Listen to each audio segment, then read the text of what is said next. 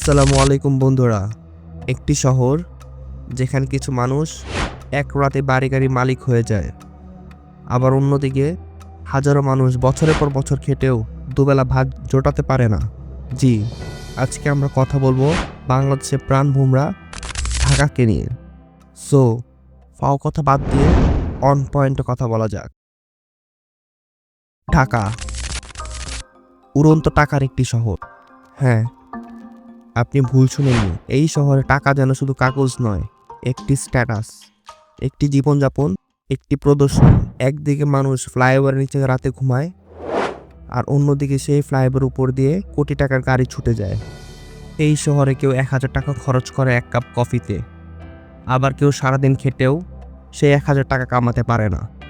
ঢাকার আকাশচুম্বী দালানগুলো গর্বের প্রতীক, কিন্তু সেই দালানের পিছনে বস্তিগুলো কান্না কেউ শোনে না।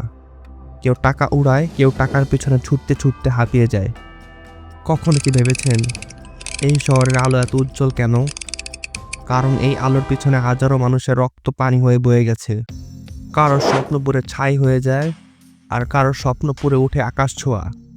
ঢাকায় টাকা উড়ে, কিন্তু সেই উড়ন্ত টাকার নিচে চাপা পড়ে থাকে অনেক অজানা গল্প, ভাঙা হৃদয়, স্বপ্নহীন চোখ, আর জীবনের সাথে লড়ে যাওয়া কিছু মানুষ।